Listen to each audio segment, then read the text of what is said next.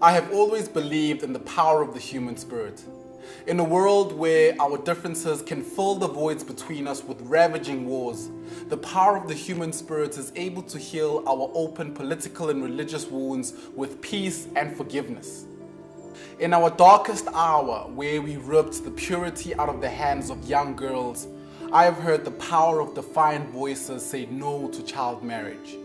I have seen the power of a compassionate ear reconcile the broken pieces of innocence by giving victims of violence the courage to find their voices and the platform to tell their stories. I have always believed in the power of people to care.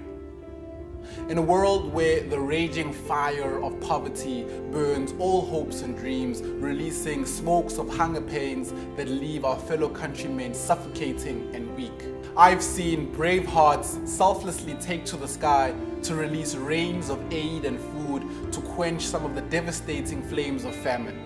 Even though I've seen the worst of humanity. Even though I've seen 8 people, 8, have the same amount of wealth as the bottom 4 billion people living on less than $2 a day. Even though the top 1.4 billion people consume 75% of the world's resources.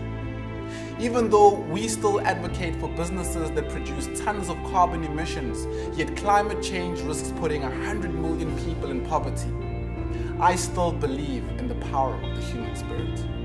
For I have seen the strength, courage, and energy of young people rising up to take action and lead for a positive change.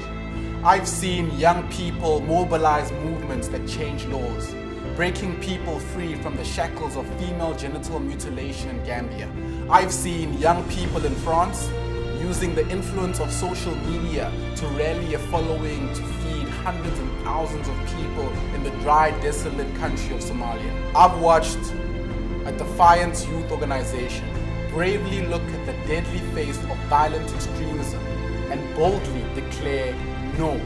Young people in Nepal innovating interlocking bricks to build homes and schools that will withstand the devastating effects of heavy rains. Young people taking outdoor cinemas to remote and rural areas in Colombia to allow kids the opportunity to experience the magic of movies for the first time. 50% of the world's population today is under the age of 35.